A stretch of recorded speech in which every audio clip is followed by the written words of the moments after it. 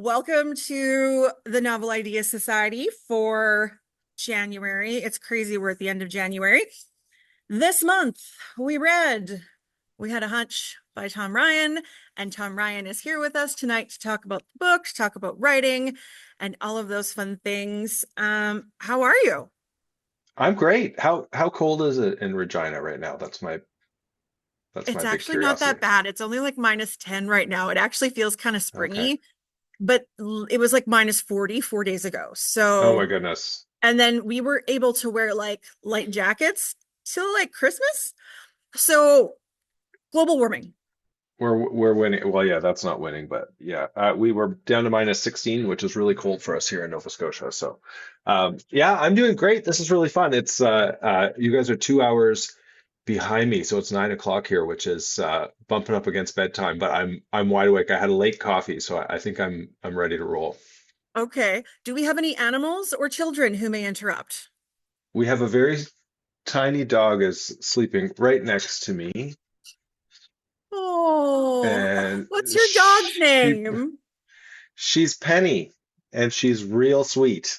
And sometimes she comes up and she kind of pokes me with her nose or brings a ball and drops it in my lap. But at this time of night, I don't think we need to worry. She'll be fine.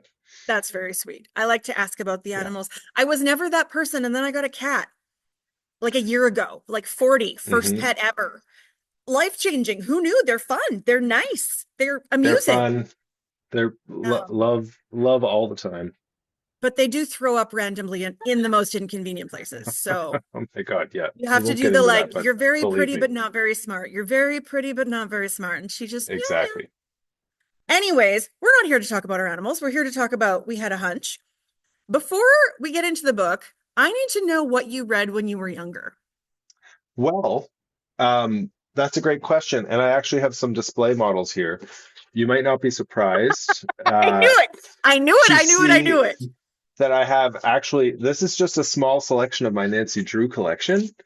And I have a bunch of Hardy Boys. I ran to the basement. I was more of a Nancy Drew boy than I was Hardy Boys boy, but I read both. And can I tell a little story about how I fell into those Absolutely, books? because I hoped this is where you were going to go because this gives Nancy Drew vibes. And I was like, Yes. before I even ask about Yeah. it, I need to know if that's where you were. Yeah, no, it's a direct line. So when I was a kid, I'm from Cape Breton Island in Nova Scotia, and I grew up in a really small town that had a tiny little really for the size of our town, which is 2,000 people, we had a pretty great hospital, was sort of the hospital for our area. And they had a children's ward that was literally 4 beds. It's a tiny little children's ward. And in the corner of the room was a massive bookcase. And there was a selection of books, but they had a complete set of Nancy Drew and a complete set of Hardy Boys. And I think I was around 8, maybe 9 years old. I was in the hospital for about a week with some respiratory issues, and I was the only kid in this children's ward.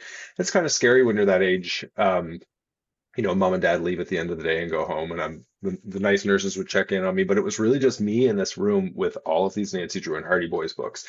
And I was a big reader to begin with. I grew up way out in the country, no TV, and basically reading was my only main source of entertainment.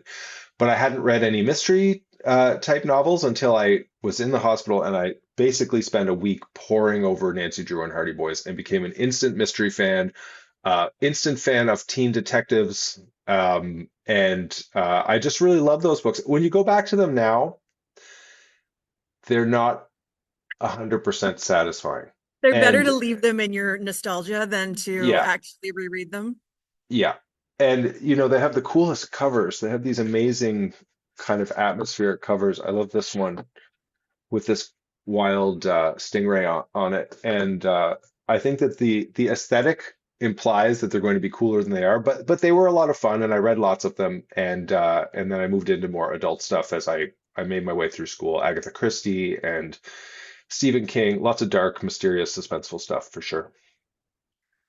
To counter your story, about 3 weeks ago, we asked our daughter to bring out everything she's not using in her room anymore Hmm. because she's 13 going on 14 and there's still a lot of the little kid stuff.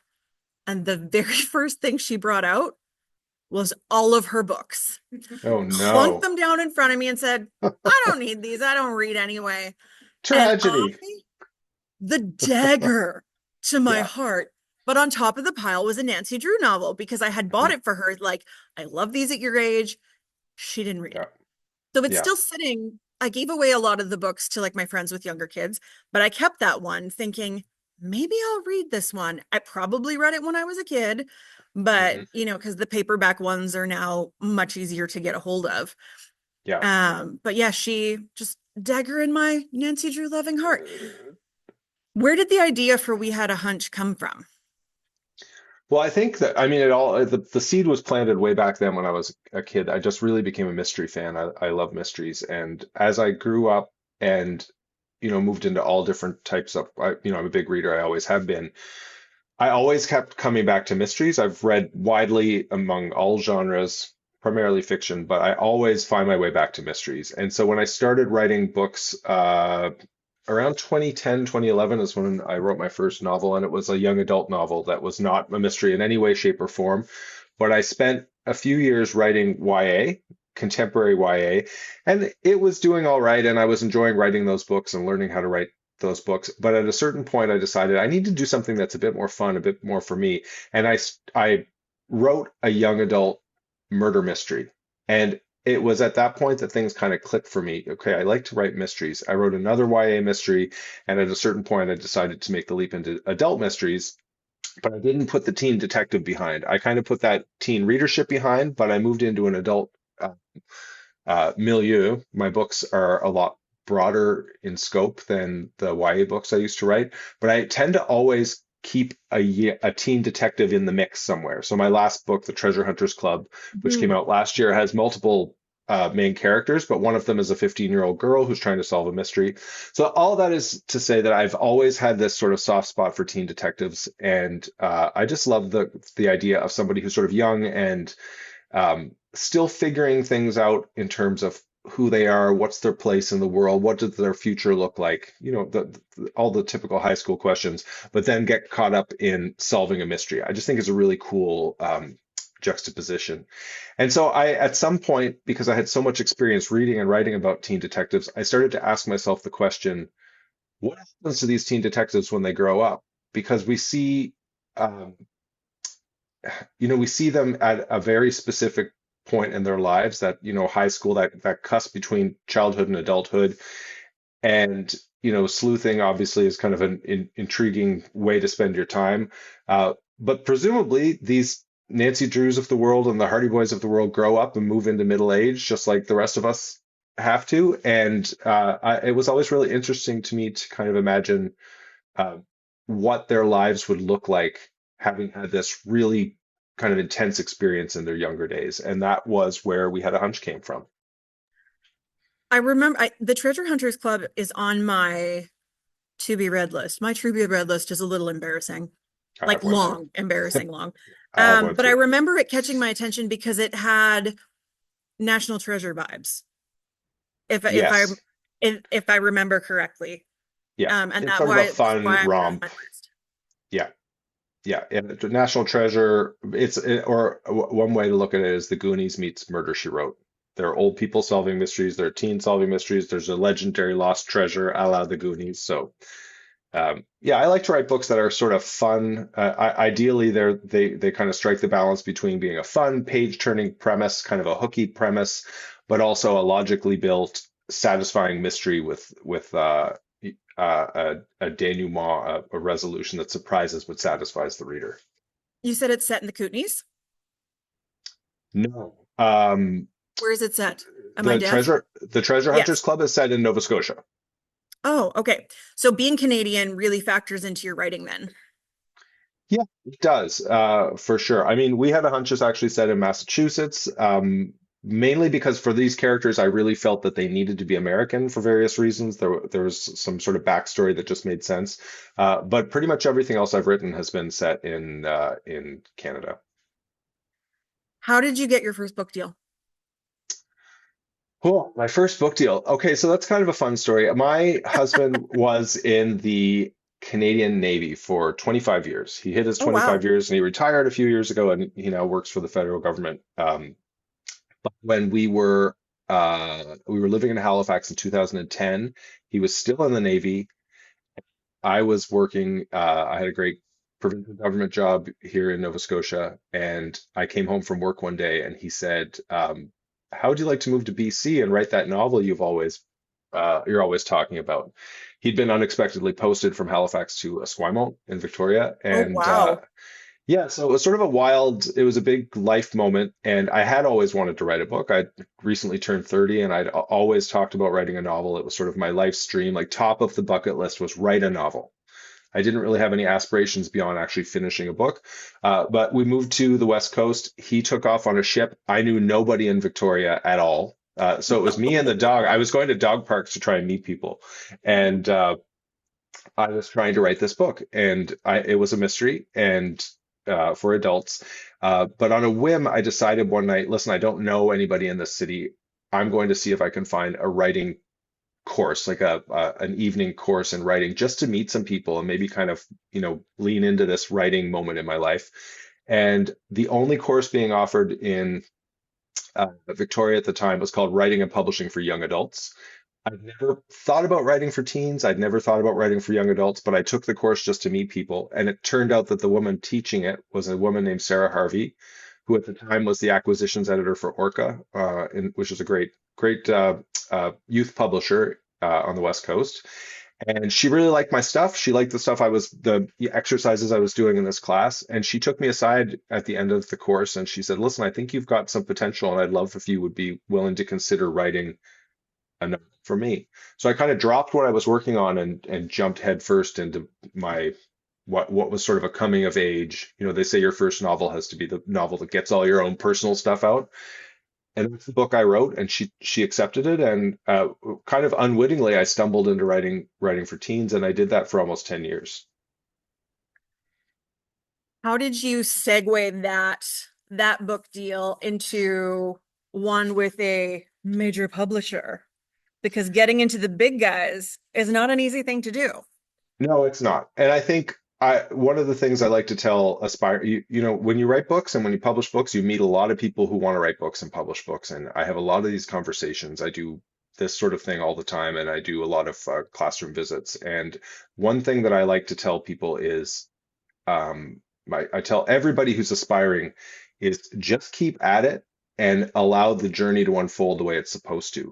And so for me, I didn't really know much about, the big five publishers at the time versus a smaller house versus self-publishing. I just thought, hey, I met this editor and she wants to publish. But what was really great was my expectations were low and I allowed myself to lean into the learning part of things. So I wrote books for smaller publishers for 10 years. I published multiple books. And along the way, I learned a lot about how to tell a story. I learned about how to craft a narrative, how to build a plot, how to build characters that were convincing. And I really do believe that every book is different than the last one, but you always improve. It's like anything else. If you're a cabinet maker, your cabinets are going to become more beautiful with time because you've put in the work. And so that's kind of how I felt my trajectory went, was that I was practicing constantly. I was writing all these YA books. And at a certain point, it made sense for me to say, do you know what? I've done that. I'm a little bit bored with writing for teens. Bored might not be the right word. I just felt like I had done as much as I could in The that corner challenge of wasn't there publishing. anymore for you. It wasn't, and I kind of aged out, and I also felt like, I know how to tell a story now, and I think I'd like to start writing some stories that are the books I would buy if I walked into a bookstore. And so it was a moment after my two teen mysteries had come out. They'd both done really well. They'd won awards. They'd been on lists, all the stuff. And so I felt like I had a little bit of leverage. And I knew that I had this book that I wanted to write, which ended up becoming the Treasure Hunters Club. And I had a great agent, two agents actually, who knew what my dream was, and they did a great job of taking that book out and finding interested parties. And yeah, I feel very, very fortunate. I'm published with Simon and Schuster in Canada and with Grove in the States, and it's a bit unusual to have a split deal like that. Usually, you'll get one publisher who will do all of North America. But what's really nice about it is I have two editors. We all work really nicely together. They all bring stuff to the table. I have two marketing teams. I have two sales teams, And so I kind of get the best of both worlds. And I'm now in a book a year deal until 2028. So I feel like I've found myself in the place where I've always kind of dreamed of being, which is really great. Tom, when did it start paying the bills? When you could say, because there's so many authors we talk to where Yeah. this is like a side hustle or a hobby and they do well, but it's Yeah. not enough to be their primary career. When did it start paying the bills for you that you could say, I Full don't need a government disclosure. job? Full disclosure is we moved around so much with my husband's work that it never made sense for me to take. We'd be in Ottawa for 2 years, Toronto for a year, back on the East Coast. So I really just kept plugging away, and I can promise you, my income from books for many years was not paying the bills. I was lucky enough to be in a personal situation where I was supported by my spouse, and every year I made a little bit more, a little bit more to the point that, I was helping with the bills, but I couldn't have survived on my own like that. And I try to be very honest about that because it's a tough racket. It's tough to make money writing books.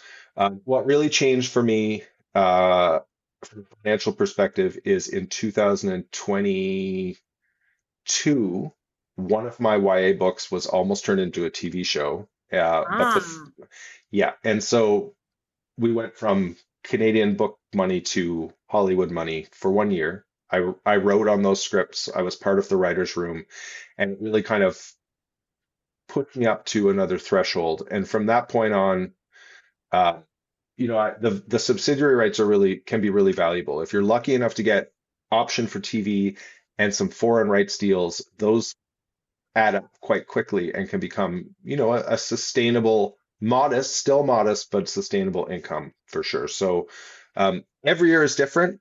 This year was a little bit lighter than last year, and it's looking like next year might be a little bit better still. You kind of have to take it year by year, but definitely, I don't pull punches about it. It was very important for me personally to have had that support, and I wouldn't have been able to do it without that kind of really from the bottom up support from my husband. I do really appreciate that honesty though, because I think there's this assumption from the public that Yeah, because your book is on a new release in a big bookstore, that, oh, they've made it. Like that's yeah, their job. They're a writer. yeah, And the more authors I talk to, the more I realize that that's actually super rare, that yeah. It you are is. making mad money and having Yeah, multiple reprints of books. It's very, very rare these days because the community is so big and that demand for books is so much more spread out than it has been ever. yeah, absolutely. And can I just tell you, just very strategically, I have approached my career very strategically. I wanted to get to the point where ideally he can retire at a point where I'm making enough money that I can kind of pick up the slack on the other end. And one way to do that is to have a healthy backlist. This is my 12th book, my 11th book, my 12th book comes out this fall. So each one of those books makes me a little bit of royalties still, even those Mhm. way back in the early 2010s. And that adds up. Every book adds up a little bit more. And then the other thing that I did was I knew that when I left YA that I wanted to get into the mystery genre. First and foremost, that was because I love to write them. I love to read them. That's what I pick up when I go to a library or a bookstore is I go straight for the mystery and thriller section. But it was very nice. It mysteries People who write mysteries and do well at mysteries are prolific because the readership is prolific. Mhm. I'm sure anyone who works in a library knows that people who find a mystery writer that they love, they will be back as soon as that writer has another book out. And I wanted to be that guy. I wanted to be somebody who writes a certain type of book that finds a readership over time. And I do have a lot of loyal readers now. It's not massive numbers, but every new book comes out, I find some new readers who say, "Hey, I really like this guy's stuff," and they go and check out my previous books. And over time, that sort of builds, and it's a slow but steady sort of approach, but it's worked for me so far. Thank you for that honesty though, because I really do think that that's a big misconception in the literary world. We talked about Nancy Drew. You wrote about twins. Was there a Sweet Valley Twins influence in this as well? Because I'm not going to lie to you, that also crossed my mind. There's a lot of uh, nostalgia in this book. The women in the room yeah, are laughing here, but like it was like to me, Nancy Drew meets like Sweet Valley Twins meets the new show I'm watching called High Potential because it's like funny also, but true crime. And that was kind of where the three things mixed in the middle for me. No Sweet Valley influences. I have to admit, I've never read. I was a big, when I was younger, I read a lot of Babysitter's Club, but I never graduated into Sweet Valley. Um, However, I do have twin brothers and I have a lot of twin Ah, cousins. And so the twin dynamic for me is one that I'm very familiar with and very used to. And I just think it's really, especially in this case, we have these two sisters who it's easy to imagine them as high schoolers. I mean, I set the book up with that. There's a few chapters right at the beginning that's set 25 years ago when they're still teenagers before we meet them in middle age. And you can really imagine these identical twin girls who are tight and close and they work well together, but they are also doing as much as they can to distinguish themselves in their personalities aesthetically, terms of the people that they hang out with. And that's something that, I've seen with a lot of the twins that I've known. Identical twins tend to go one of two ways. They either lean into it full on identical, like you can't tell them apart, or they dress completely different. They get completely different hairstyles. They fall in with different groups of people. And in this case, the Van Dyne twins were kind of more of the latter. They work together and they sleuth together, but they are very different people. And then, of course, that plays out in middle age as well because Sam is off living a very comfortable single life on the West Coast, and her sister Alice is, she's a mom and she's married and she lives in the town they grew up in. And um, I wanted that connection to be really powerful, but I also wanted them to be very much their own people. do you see like your next books, are they, because this could be a continuation. Hmm. Like this, you could take these characters and ride with it if you wanted to. Your next Yeah. books, are they a continuation or are they completely new characters? The next book is a sequel to The Treasure Hunters Club. It comes out in October. And the reason I'm writing that sequel is because I wanted to write a sequel to that book, but it did very well, and it was a bestseller. And I know that there's an appetite for it. We're still waiting to see what happens with We Had a Hunch. The sales were more modest, but it's slowly building. There's potential for a TV adaptation. It's been Yeah, optioned, and absolutely. that would, if it makes it through the round, if it leaps over all the hurdles you need to become a produced TV show, then absolutely there will be sequels because that just brings such a huge awareness to a title if it's adapted. But absolutely, I set this book up to be ready for a sequel. And I would love to write a sequel. I love to revisit characters. The sequel for the Treasure Hunters, it's the first sequel I've written. And what I learned very quickly is that I love writing a sequel. If I like the characters, and I always write characters that I love to write about, I try to hang out in my books with people that I'd like to hang out with in real life. Revisiting them, meeting up with them as their story has advanced and then telling a new story with those same characters. It's efficient because I've already laid all the groundwork. As a writer, I don't have to build them. I don't have to spend a lot of time You figuring out know who they them. are. I know them already. I know the town, I know the world they live in, I know the rhythms of the prose, and I can just get about telling the story. And so it was a real treat for me to write this sequel for the other book, for the Treasure Hunters Club, for all those reasons, and because I felt like I was all of a sudden taking something that was a contained book and expanding into more of that universe. And so I would love to do that with We Had a Hunch. I think there are a lot of other, and I set them up. I don't want to give too much away for anyone who hasn't read it, but they're all back home at the end of the book. And Mhm. there are some, as far as the mystery thriller plot, there are some real, a lot of questions are answered, but a lot of new questions are posed by the end. So in a perfect world, I will be able to justify writing a sequel for sure. But do you have other characters in the bank that you're like, I have a story for you, and I have a story Yeah. for you, and you just have like, is it characters that come to you? Is it the mystery that comes to you? How do you how do you structure a mystery novel? Because I think about the brain work that has to go into making sure everything lines up, like the work back of Yeah. making sure Yeah. everything lines up so that you don't lead people down a road that they're like, what? That doesn't Yeah. make sense. That doesn't make sense at all. So, how do you structure where you start? Well, you can't get away with anything like that in a mystery. Mystery readers have a very fine-tuned BS detector. They know when something doesn't ring true. If there's a logical inconsistency or a plot hole, they will pick it up. They will tell you. They will send you emails. Take it from me.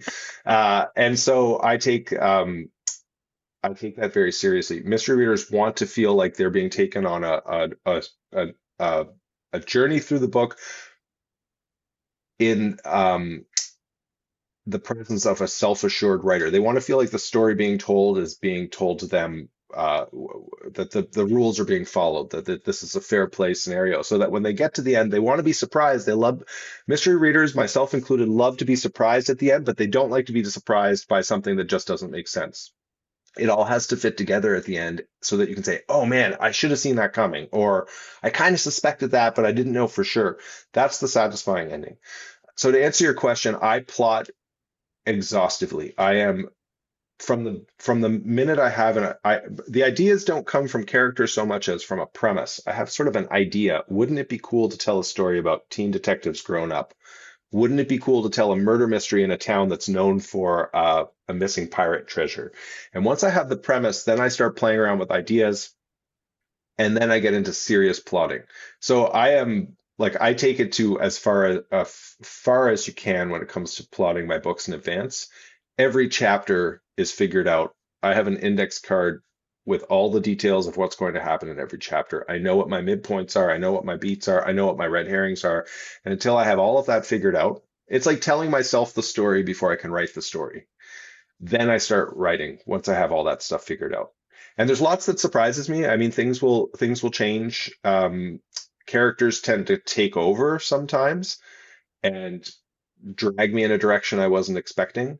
But when it comes to the logic of the mystery plot, I need to know what's going to happen before I can write about it. So that was going to answer my next question, because you talked about how you hone the craft, lots to practice. There's plotters and there's pantsers. I ask Yeah. every person this question. You could not write a book like this by the seat of your pants without massive No, amounts of edits at the end. no, you couldn't. And I think it would be so frustrating as a writer to, you can lay a lot of track before you realize you're going in the wrong direction if you start off blindly. And to get to a point, to get to the midpoint of a book, to write 30, 40, 50,000 words and to realize, oh my goodness, I've been the wrong direction. I have to go back to the 20,000 words and start over. That's so frustrating. It's demoralizing, and sometimes you got to do it. I mean, I've been there where this just isn't working. I have to go start, I have to go back several chapters and rejig things. But I like to be in control of my stories. And this, like I said earlier, this is something that I've developed my own technique over the years. And I've been fortunate enough to have many books published, and I feel like I learn something new from every one, and I put those tools in my toolbox and I bring them to the next book. So I'm pretty confident that at this point I know that I can write a solid draft in 4 to 6 months. And I couldn't have said that 5 or 6 years ago, but practice and practice and practice, and deadlines help as well.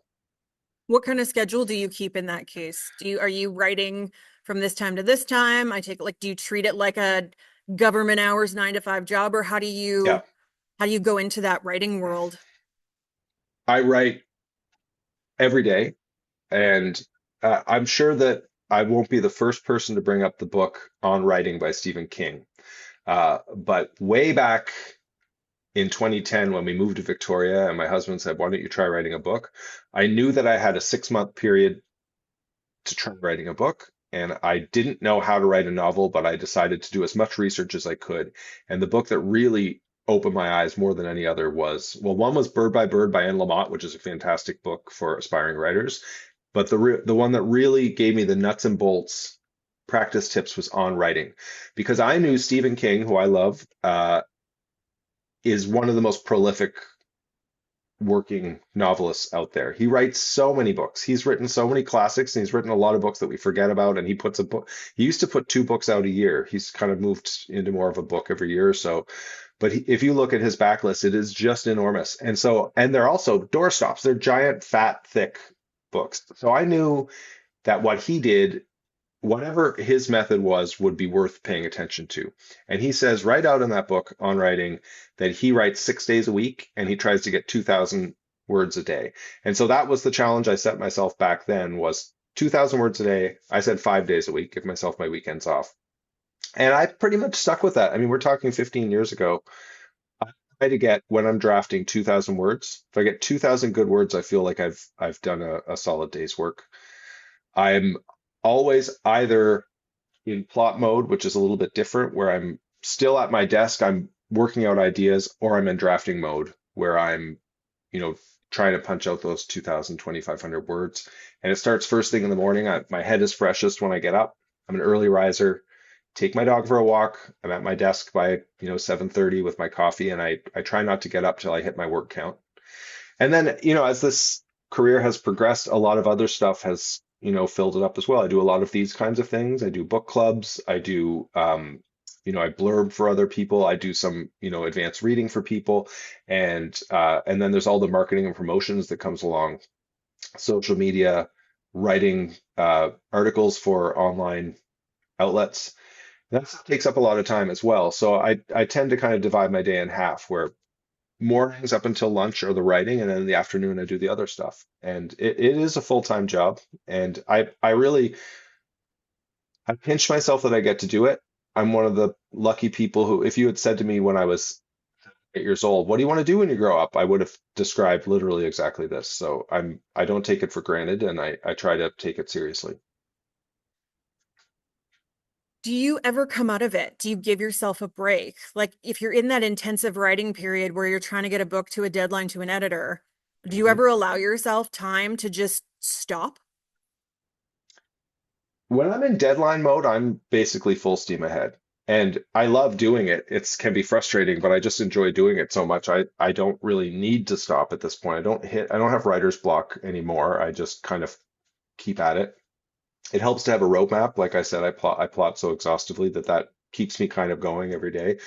But once a book is delivered and uh, my editors have it and I'm waiting for notes, then I definitely take time to kind of I spend a lot, I live in Halifax, but I spend a lot of time at home in Cape Breton, and I tend to go to Cape Breton and do a lot of hiking, spend time with my family, and we like to travel and we go sailing, and I'm not it's not an all what is it, all work and no play makes Jack a dull boy at all. I have the rhythms of a typical career. I just kind of have to manage it myself.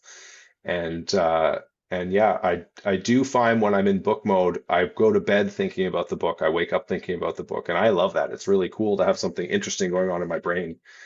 And I actually just delivered the final edits for Treasure Hunters 2 last week, and because it's January and it's so dark and it's so cold, and I don't have the project keeping my brain sparkling. I'm a little bit down this week. I won't lie. I find it just a Oh. little.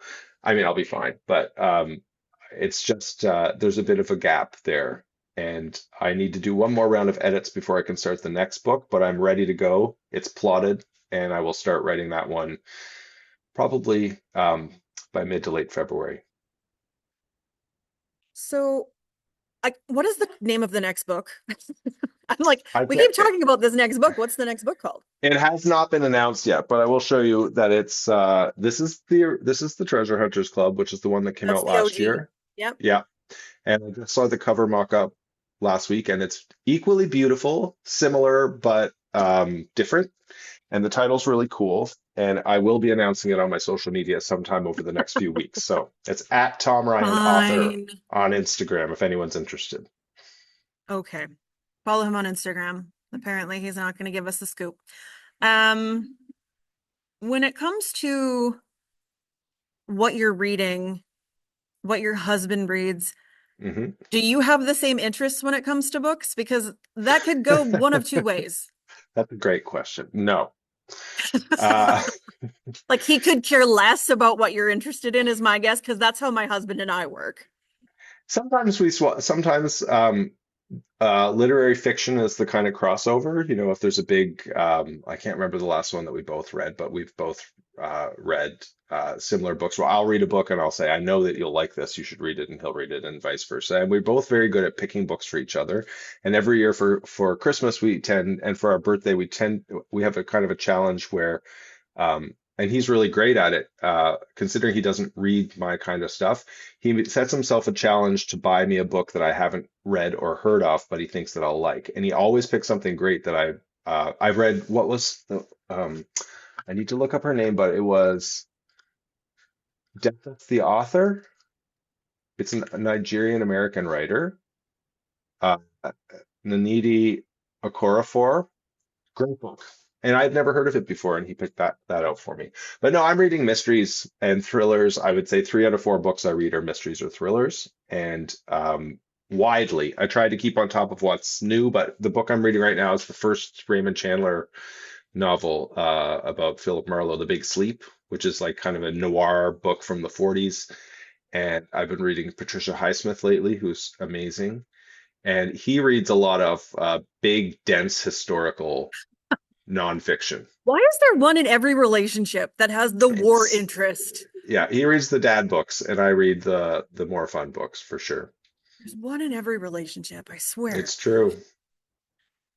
So, who are you reading that's contemporary? I know that the author community in Canada is really pretty tight knit, Yeah, very good at supporting each other. yeah. You don't necessarily have to name Canadian names, but I know that being Canadian factors into your work so much. Who are you reading that is not from the 1940s? Uh, so my favorite, I would say, contemporary working mystery writer is Tana French. I love Tana French. She wrote the Dublin Murder Squad books, and now she's writing this other series, The Hunter, The Seeker, and the new one comes out this spring, and I can't remember what it's called. So she's great. She's Irish. She's actually from the States, but she lives in Ireland and she writes Irish stories, and they're awesome.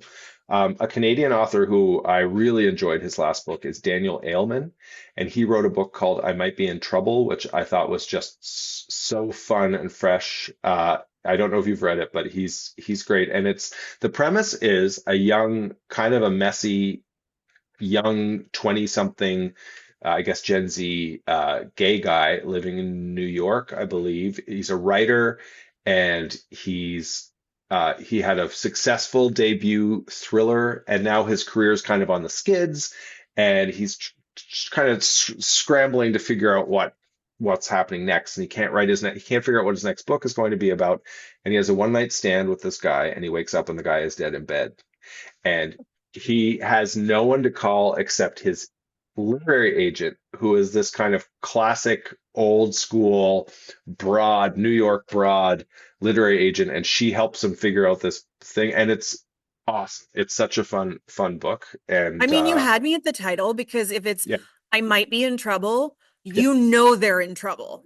Yeah, oh yeah, they're in trouble. It's as bad as it gets, and it was a lot of fun to read, and just a really kind of fresh and young. I don't know how old Daniel is, but he's certainly younger than me, and it's got sort of a sparkly young queer sensibility that just really I really got into. Okay, I And have to ask you if we're talking about queer fiction, did you mhm, get into heated rivalry? not yet. What?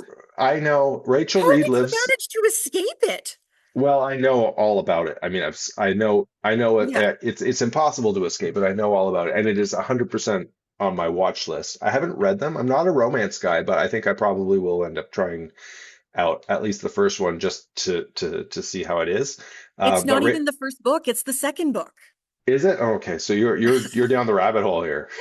I can I see. went over Christmas, I had surgery earlier this month, and while I was off work, I binged the show. My husband, every time he came in, they were having sex, and he was like, Yeah. "What are you watching?" And I was like, "It's fine. You don't have to understand. You don't even have to watch it with me. Go away." But he's like, "This is your smut garbage." Like he just can't stand the romance. But yeah, I read the book Yeah. first because I wanted to see how close they would adapt the story. And I really liked how they brought in the first book is about one of the characters that they kind of develop more in the show that isn't in the book. Yeah. And everyone's like, oh, he's the first book. And I was like, okay, there's like 7 of them. Right. But I highly recommend The Rabbit Hole. It has It's on been, the list. Listen, it's on the list. I will watch it. And I like some Well, I like handsome men and beautiful houses, so that's that sounds like it's right up my alley. I And mean, they it's meet in it, Regina, and that's in the book. is it? Okay, cool. And Mhm. what I will tell you, so two things. One is that Rachel Reed, who wrote those books, she lives in Halifax, and she's a few years younger than me, but she also went to Mount Allison University, which is where I went. So she's having a real moment. I'm very happy for her, and I hope that some of her fairy dust sprinkles over onto me in my career because holy smokes, she's on a run. I think 6 out of the top 10 books on the New York Times list a couple of weeks ago were all Rachel Reed books, which is just unheard of. So good for her. Canadian. Yeah. Yeah. It's And the amazing. other funny thing, I mentioned that a couple of years ago, I had this TV experience where I was working on Zoom every day with a team of writers in LA, and they were all, it was really fun and interesting. It was these seasoned TV writers from Los Angeles. And so I made some friends in that world and some producers and some people in that sort of the TV bubble. I haven't heard from many of them in a while, just people carry on with their own things. I had no joke, 4 texts from various people from that part of my world writing me and saying, all anyone in LA wants right now is gay Canadian. So this might be my moment. Who knows? Because there is a No gay idea. one. So maybe we had a hunch we'll have its TV chance. There is a one of the three main characters is a gay guy, and Oh, yeah, that's true. That's true. yeah, so we'll see what happens. But yeah, heated rivalry. It's all about the cottage. That's what I keep hearing about. And the Cottage. stupid Canadian wolf bird, Right. which is a loon, if you're wondering. That's the translation. And the crazy part is the Russian, Hmm. not Russian. Yeah. That He's from accent is Texas. entirely fake. You will watch it and be like, what? I mean, I grew up with Polish grandparents, so I thought it was very believable. And he is not Russian, not at Well, all. good for them all. They're having a moment, and I love it. Yeah, they went from like working in restaurants to presenting at the Golden Globes in like a month. It's a crazy story. It sure is. Yeah. Um, when it comes to blurbing books, reading books, I Mhm. always notice that I mean you've got one on the front here. Yeah. Do you read the whole book every time? Because there are some authors that they blurb a lot, and that is a lot of Yeah. time to read all of those books and write your own. I read a lot, and I love. To me, it's very flattering, and to be asked. I've blurbed 5 books last year, and I also was a judge for the CBC Short Story Contest, which was 100 short stories, and I got them at the end of December, and I had to deliver them this week. So that was a lot of reading. My attitude about all of this stuff is judging for awards, speaking to writing groups, blurbing books, helping new writers out. Um, I do as much of it as I can. And I take it very seriously because I was once an unpublished author who needed help, and a lot of people helped me out. And I think that you get back 10 times more than you ever put out into the world. And so it makes me feel really good to read someone's book and say something nice about it. And I can always say something nice about any book. I won't say I'm not critical. I mean, I like a lot of stuff better than I like other stuff, but I've been through this. I know what it's like to sit down and to write a book and then to put it in the world and have the masses have a chance to say nice or nasty things to me.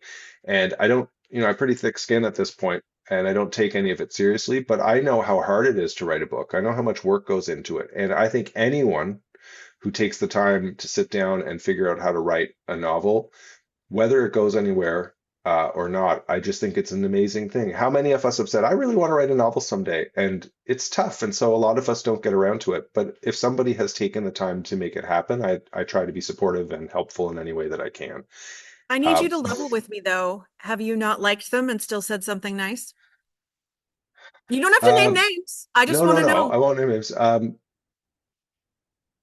I don't think so. I really don't. I think that I mean, I've certainly liked some I'm like, well, I probably wouldn't be my thing, but I can always find something where I legitimately like about it. I did, I was at, occasionally teach courses on writing, and it used to be just writing a book or how to get published, and now I try to focus, if I'm asked, oftentimes festivals will have kind of a component where they have these sessions. And so my most recent one was at the Cabot Trail Writers Fest, and I was asked to do, presentations and panels, and I interviewed someone and I got interviewed and I sat on some panels. But one of the things they asked me to do was to do an afternoon course on writing mysteries. And I try to focus on that because I'm good at that and I like to talk about mysteries. And so I always tell these classes at the end, I will read 3 chapters or 25 pages, whichever is bigger, of anything you want to send me and send you some notes. I won't go deep into it, but I will do that as sort of a courtesy. And usually 3 or 4 people from every class will send me some work, and they always appreciate that I've done it. And it's a way to give back. And it was helpful for me when people did that for me.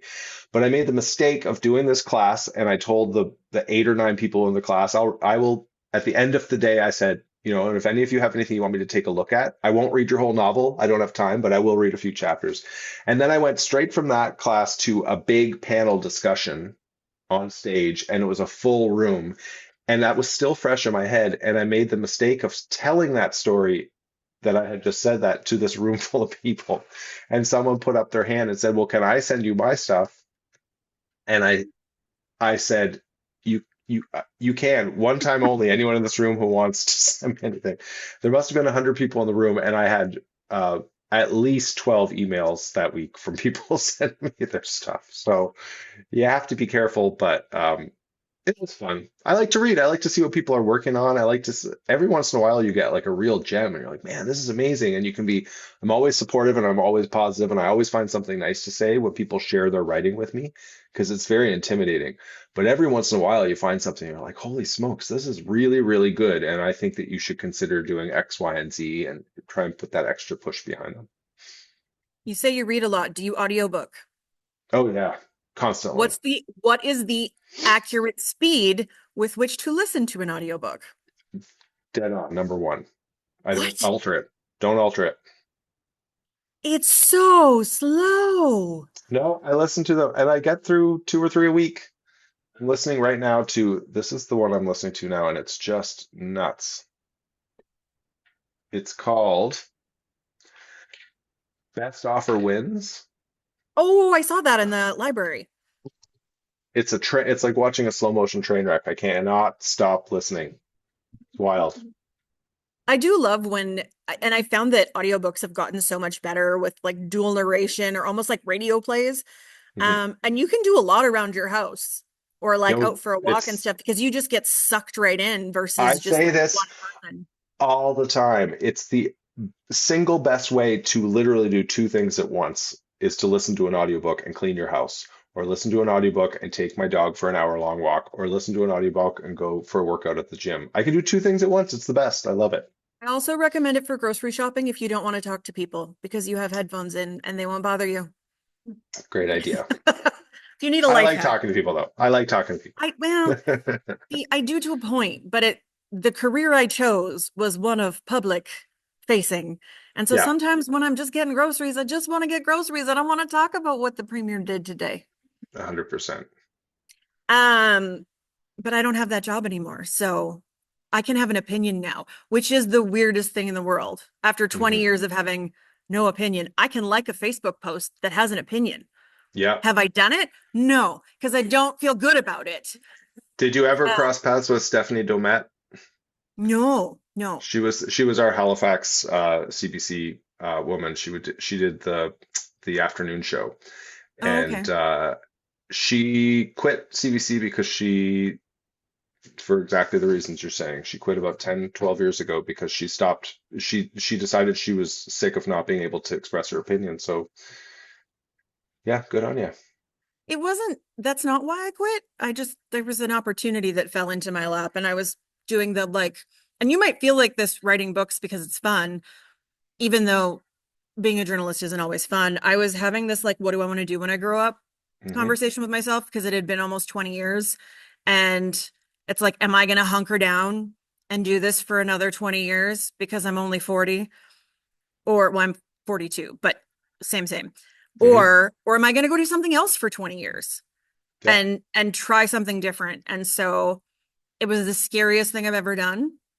I really thought I was going to throw up when I quit. Um, but I'm starting a podcast.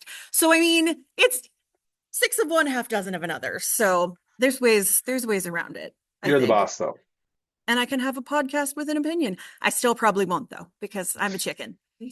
Um, so finishing your book, Hmm. next book's plotted. Yep. Next book is not the sequel to We Had a Hunch. No. Next book is it's been the contract is signed. I'm not allowed, literally not allowed to talk about it. But I will give a hint, which is that it's another nostalgic book. It's it is kind of like it's a murder mystery, but the Treasure Hunters Club, if it was sort of the Goonies meets Murder She Wrote, this new one is another classic 80s movie twisted into a murder mystery. So that's all I I can say. really like that. It really like scratches an itch that I didn't know that I had. That like Yeah, these things that it takes you back to when you were a kid, but like you said, you don't really want to go back to the books you read when you were a kid. yeah, it's a nostalgia piece. People love nostalgia, and but they also want to read a book that's written for adults. So my books have, adults with adult problems and, you know, sex and relationships and all the stuff. But we also like, I think people like nostalgia, and that's the sort of thing that I've developed with my editors over the past few years. We've kind of narrowed in, like, what's your brand going to be? And that's something that was alien to me. I'd never had that kind of conversation, but we've settled on nostalgic, fun murder mysteries with a dark edge. I like it. I Yeah, no notes. I want to open it up to we have people online, we have people in the room. Does anybody have any questions for Tom? I'm clearly an open book. I will talk about anything. If you want, you can just unmute yourself, or if you have a question in the room, let me know and I'll turn it around anyway so you believe me that there's actually people here. Doo doo doo doo doo. Hey, there's people. Hi. Thanks for And now they see braving themselves on the out. screen.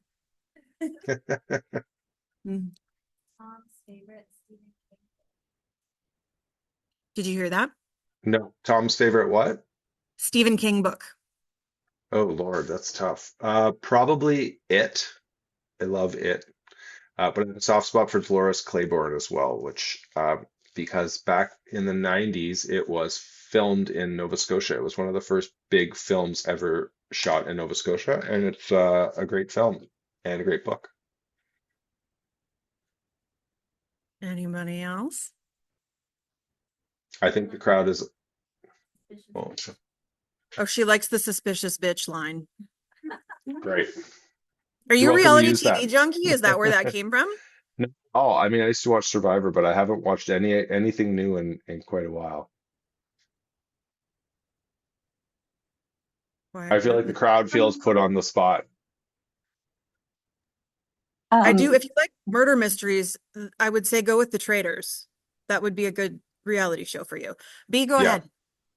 ahead. my question is, how far in advance did you know that it was going to be like the wife, the mom, who was the janitor? Because every time she was spent like cleaning something, Yeah. that just was the foreshadowing for me, but I Did you didn't see it? really Did you piece it guess? together until the You end. didn't. Okay.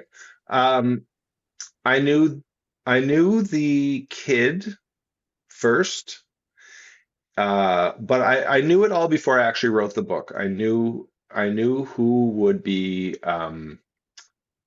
uh I knew that the janitor was uh not actually guilty. That was obvious from the beginning. He had to be innocent of all the crimes, but it was also more complicated because he had actually killed their dad, but it wasn't as clean cut as that.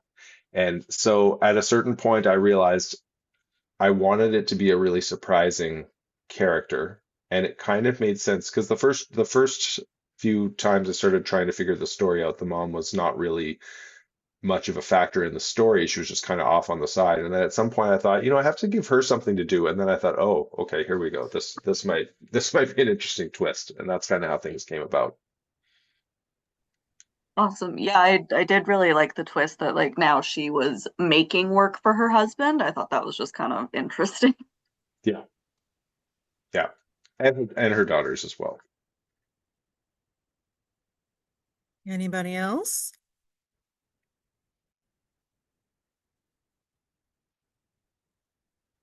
Quiet group. I will turn this back. Oop-a-doop-doop-doo. Well, is there anything? Oh, there we go. Is there anything that we haven't talked about that you wanted to mention or anything before we let you go? No, I think we've covered most of it. I mean,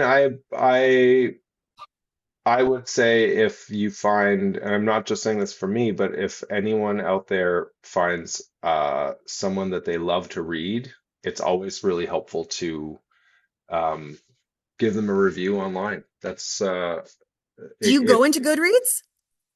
yes, they tell us not to, but I read Most every people single tell me they review. stay out of there, that it's like the devil's playground. Do you want to know why I go? I do because I think it would have been a lot harder on me years ago when I was kind of a newbie and more thin-skinned, but I really don't. Every once in a while, someone will say, I hated this book and I hate that author and I hate everything with this. I'll be like, well, that kind of hurt my feelings. But most of the time, I just look at it as constructive criticism. And I have made changes to the way that I write books because if you read 1,000 reviews of a book and 100 of them kind of make the same small criticism, you think, oh, maybe there's something in that. And I have made some small changes, words that I use too much, that kind of thing. And so I find that it can be helpful to see what's working and also just as important to see what's working. I know that people really like my characters and I know that people really like the nostalgia stuff. And so that kind of, that helps kind of inform me moving forward. I would never, write something because I'm trying to please Goodreads, but it helps inform me the same way that, any of these kinds of things help inform me. Meeting people, talking to them about books generally is useful information.